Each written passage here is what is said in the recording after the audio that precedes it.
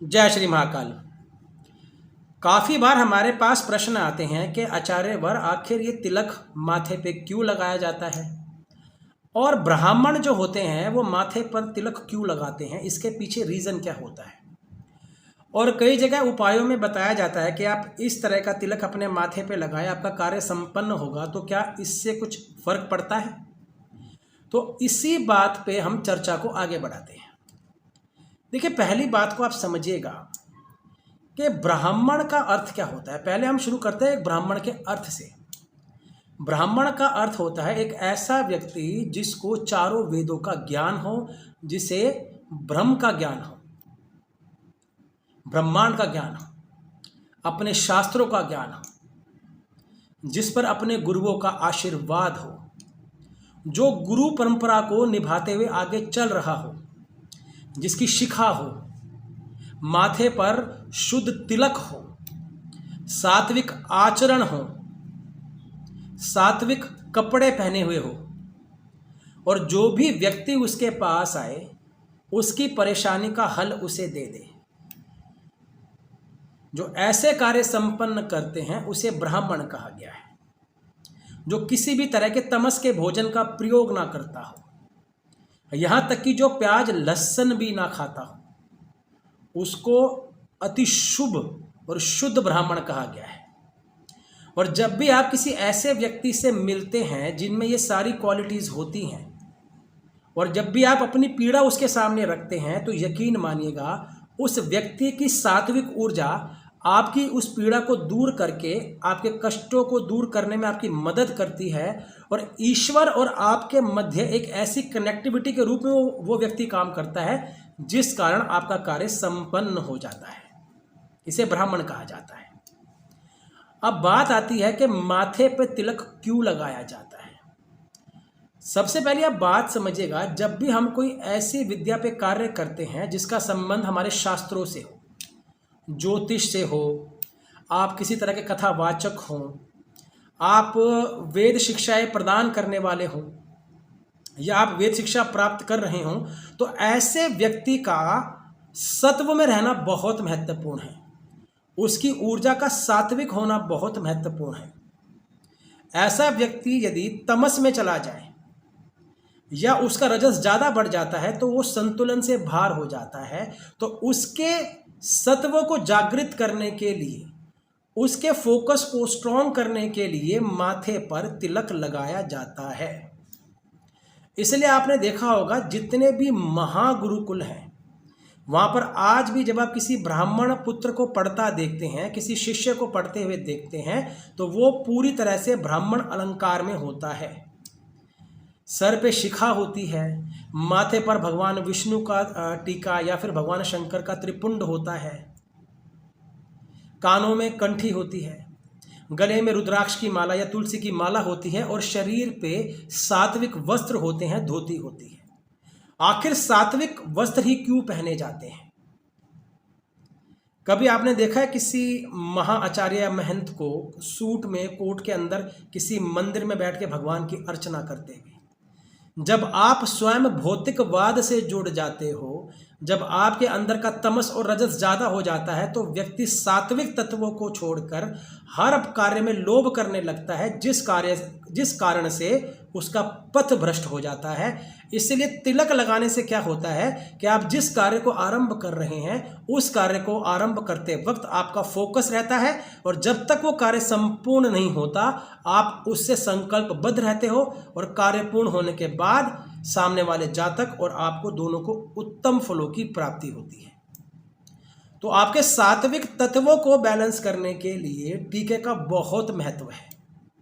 इसीलिए जब भी कोई ब्राह्मण किसी वेद अनुष्ठान या पाठ पर या किसी कर्म कांड पर किसी जातक के घर जाके हवन करता है, तो सबसे पहले उन्हें यह कहा जाता है कि जिस दिन हवन हो रहा हो उस दिन किसी भी तरह के तमस के भोजन का प्रयोग ना करें, लहसुन, प्याज, मांस, मच्छी, मदिरा आदि का पान ना करें, सात्विक कपड़ों में बैठ के हवन करें, काले नीले कपड़े ना पहने।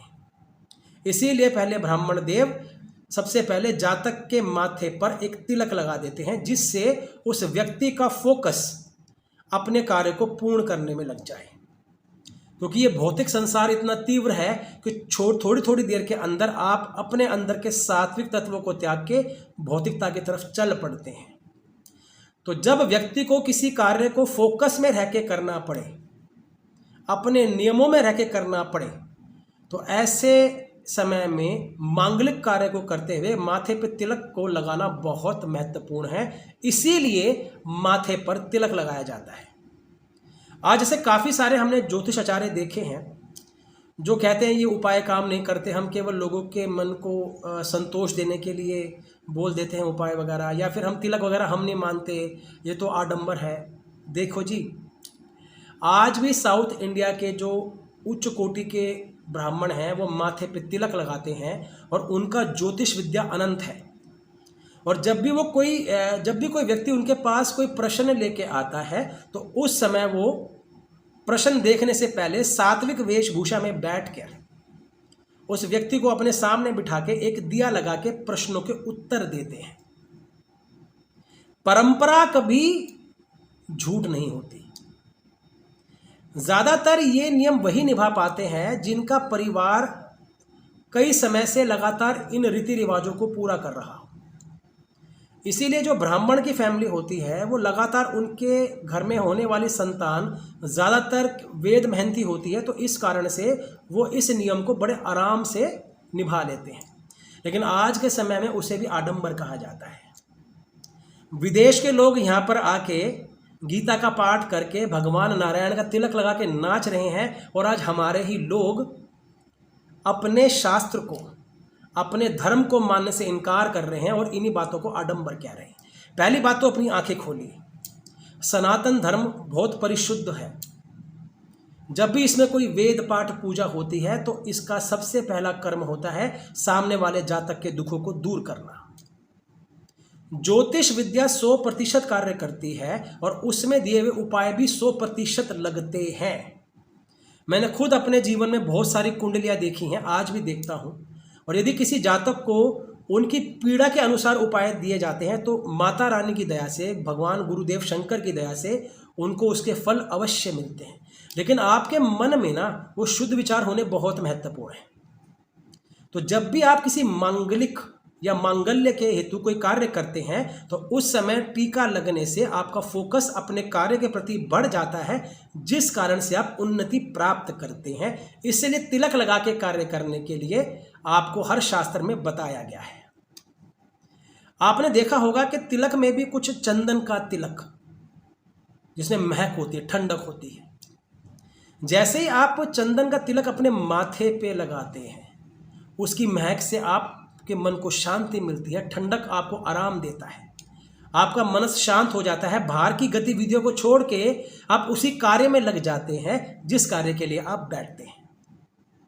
इसीलिए आज भी जो उच्च कोटि के वेद पाठी हैं, उच्च कोटि के ब्राह्मण हैं, उच्च कोटि के देवज्ञ हैं, जो इस धर्म प्रथा पे कार्य कर रहे हैं, वो इन्हीं नियमों का पालन करके कार्य करते हैं और गुरुदेव की उन पे कृपा रहती है, वो आगे बढ़ते भी हैं और जो लोग उनसे मिलते हैं उनका भी कल्याण होता है। जब तक आप सात्विक नहीं रहोगे तब तक आप किसी को हील नहीं कर सकते हो। ये ज्योतिष विद्या का, तंत्र विद्या का या फिर भगवत कथा, जो भी हम धार्मिक कार्य करते हैं, इनका पहला नियम यही है कि सात्विक रहने से ही सामने वाले व्यक्तियों को आपकी सात्विक ऊर्जा के द्वारा प्रेरणा मिलती है और उनके कार्य संपन्न हो जाते हैं। तो इसलिए माथे पे तिलक लगाना और सात्विक आचरण रखना बहुत महत्वपूर्ण है। आज हम छोटी सी बात करते हैं कि ज्योतिष के अनुसार कैसे ये तिलक काम करते हैं। मेष लगन वाले के लिए माथे पर शुद्ध केसर का तिलक अनंत उत्तम फल प्रदान करता है। वृषभ लगन वाले के लिए सफेद चंदन का तिलक बड़ा अच्छा कार्य करता है। मिथुन लगन वाले के लिए अष्टगंध का तिलक बड़ा अच्छा कार्य करता है। कर्क लगन वाले के लिए शुद्ध चंदन का टीका और केसर का टीका बड़ा शुभ कार्य करता है, लेकिन पीला। सिंह लगन वाले के लिए माथे पर लाल रंग का चंदन या रोली पाउडर का टीका अनंत रूप से कार्य करता है। कन्या लगन वाले के लिए अष्टगंध का टीका उच्चतम कार्य करता है। तुला लगन वाले के लिए सफेद चंदन का टीका कार्य करता है।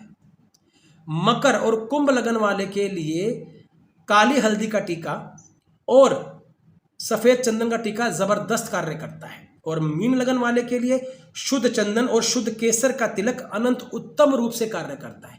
जैसे ही आप इन तिलक को अपने माथे पे लगा लेते हो, आपकी कुंडली के योग कारक ग्रह आपको उत्तम फलों को प्रदान करना शुरू कर देते हैं और आपके जीवन में आने वाली मुश्किलें दूर होना शुरू हो जाती है। तो यदि आप भी अपने जीवन में इसका लाभ उठाना चाहते हैं तो अवश्य उठाइएगा, आपको अनंत और उत्तम फल मिलेगा, इसमें कोई दो राय नहीं है। यदि आपको ये वीडियो अच्छी लगी हो तो कृपया करके शेयर करें और हमारे साथ बने रहें। जय श्री महाकाल।